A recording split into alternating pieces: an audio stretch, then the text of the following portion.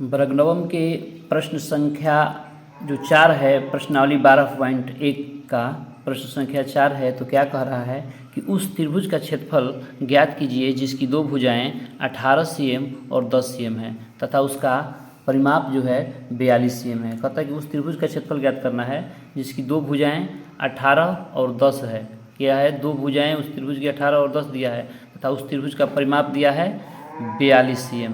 तो इसको हम लोग इसका क्या करना है, इसका क्षेत्रफल ज्ञात करना है जिसकी दो भुजाएं दी है। तो देखिए इस त्रिभुज की दो भुजाएं क्या है, इस त्रिभुज की जो दो भुजाएं दिया गया है, तो यह प्रश्न संख्या 4 है। ठीक है, तो हम लोग यहाँ पर हल करेंगे। तो देखिए इसमें एक भुजा उसका 18 दिया है, उसमें एक भुजा 18 दिया है और एक भुजा 10 दिया है। एक भुजा दिया नहीं है, तीसरा भुजा नहीं दिया, तो उसको प्रश्नवाचक चिन्ह लेते हैं। ठीक है, इसका परिमाप दिया है, त्रिभुज का परिमाप क्या दिया है 42 cm। त्रिभुज का परिमाप क्या है 42 cm। ये भी cm में है और ये भी cm में है। ठीक है, त्रिभुज का परिमाप भी सेंटीमीटर में है। परिमाप त्रिभुज का परिमाप क्या है तो 42 cm। ठीक है, तो त्रिभुज का परिमाप होता है तीनों भुजाओं का योग, तीनों भुजाओं का योग a + b + c = 42। तो हमारा a यानी पहली भुजा जो है दिया है 18, b दूसरी भुजा जो 10 दिया है, तीसरी भुजा दिया नहीं है, हम लोग को ज्ञात करना है। तो हम लोग ज्ञात करेंगे 18 10 क्या होता है 28 + c = 42, यानी कि c बराबर क्या हो जाएगा, प्लस है तो उधर माइनस, यानी 42 - 28, यानी 42 में से 28 घटेगा क्या बचेगा तो 14।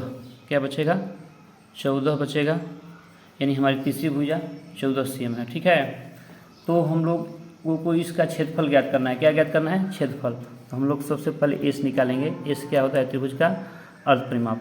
तो एस निकालेंगे, एस होता है a + b + c/2। तो हम लोगों ने a 18 भुजा लिया है, a 18 है, b है 10 और c है 14/2। तो देखिए 4 और 8 12 का हो जाएगा 2 और 1 1 2 1 3 1 हासिल 4, यानी 42/2। तो 21 दूनी 42, 21 cm आया हमारा एस। तब क्या करेंगे, हीरोन सूत्र से त्रिभुज का क्षेत्रफल फिर ज्ञात करेंगे। हीरोन सूत्र से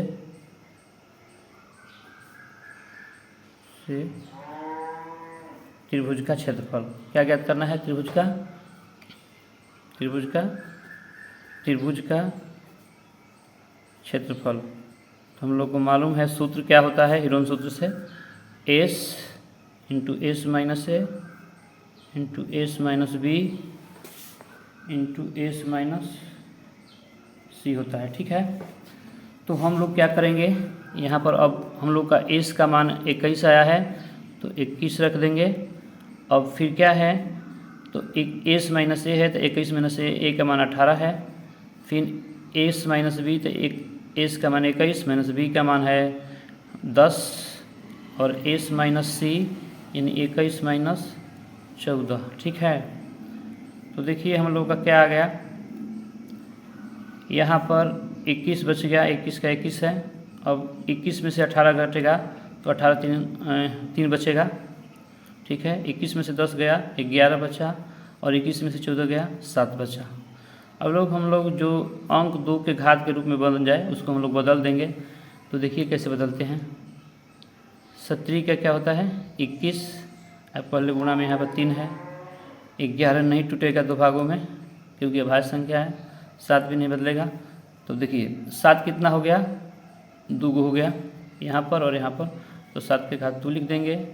3 को हो गया 2 तो 3 के घात 2 लिख देंगे गुणे 11, क्योंकि यह अकेले बच गया, यानी 7 का घात 2 है तो 2 7 का 1 7 बाहर आएगा। 3 को 2 को तो 1 2 आएगा और रूट में बच जाएगा 11, यानी कि 17 के क्या होता है 21√11 सेंटीमीटर स्क्वायर हमारा ये एरिया प्राप्त हुआ। वीडियो देखने के लिए बहुत बहुत धन्यवाद।